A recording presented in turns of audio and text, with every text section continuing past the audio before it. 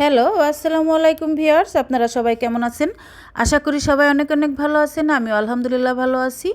আপনাদেরকে আজকে দেখাতে যাচ্ছি লাউ আর আলু দিয়ে পুঁটি কাপ মাছের চচ্চড়ি।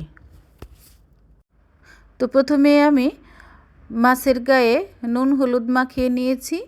এখন আমি চুলায় একটা কড়াই বসিয়ে দিয়ে তেল গরম করে মাছগুলোকে সুন্দর লাল লাল করে ভেজে নেব।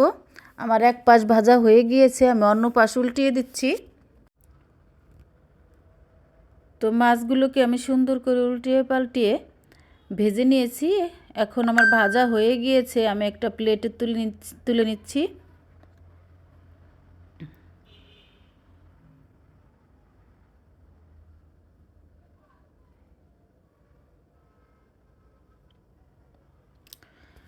এখন আমি মাছ ভাজার পর তেল ছিল অবশিষ্ট, সেই তেলের মধ্যেই আমি এই যে লাউ আর আলু কেটে ধুয়ে রেখেছিলাম সেটা এর মধ্যে দিয়ে দিয়েছি কাঁচা পেঁয়াজ মরিচ কেটে রেখেছিলাম, সেটা দিয়ে দিয়েছি স্বাদ মতো নুন, হলুদের গুঁড়ো, সামান্য একটু লাল মরিচের গুঁড়ো দিয়ে আমি এখন একসাথে হাত দিয়ে সুন্দর করে মাখিয়ে নেব।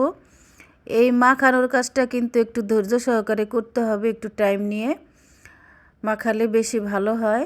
আর আমি এর মধ্যে কিন্তু কোনো রকম কোনো মশলা ব্যবহার করিনি, মানে বাটা মশলা। তো এইভাবে রান্না করে দেখবেন, চচ্চড়িটা খেতে, এই হাতে মাখা চচ্চড়ি খেতে দারুণ মজা লাগে গরম ভাতের সাথে। যারা বেশি টেনশন করে তাদের জন্য এই 4টি কথা। কিছুটা হলেও মনের প্রশান্তি আসবে। 1. সব কিছু তোমার নিয়ন্ত্রণে না, তাই সব কিছু নিয়ন্ত্রণের চেষ্টা করো না। 2. দুশ্চিন্তা সমস্যা কমায় না, বরং মন খারাপ করে তোলে, তাই একটু হাসো। 3. একদিনে সব কিছু ঠিক হবে না, কিন্তু একদিন ঠিক হবেই, বিশ্বাস রাখো। 4. সব সময় নিজেকে মনে করিয়ে দাও, আমি নিজেকে সামলাতে পারি। দেখুন, ঢাকনা দিয়ে কিছুক্ষণ রান্না করে নেওয়ার পর আমি সর্বশেষে ধনেপাতা দিয়ে আবার একটু ঢাকনা দিয়ে রান্না করে নিয়েছি। বন্ধুরা, ভিডিওটি কেমন লেগেছে অবশ্যই কমেন্টে জানাবে। কমেন্ট পড়তে আমার খুবই ভালো লাগে, আমি চেষ্টা করব তোমাদের প্রত্যেকটি কমেন্টের রিপ্লাই দেওয়ার জন্য। সংবিধিবদ্ধ সতর্কীকরণ, যারা আমার ভিডিও দেখবেন না তারা আমাকে সাবস্ক্রাইব করবেন না, ফলো দেবেন না। আল্লাহ হাফিজ।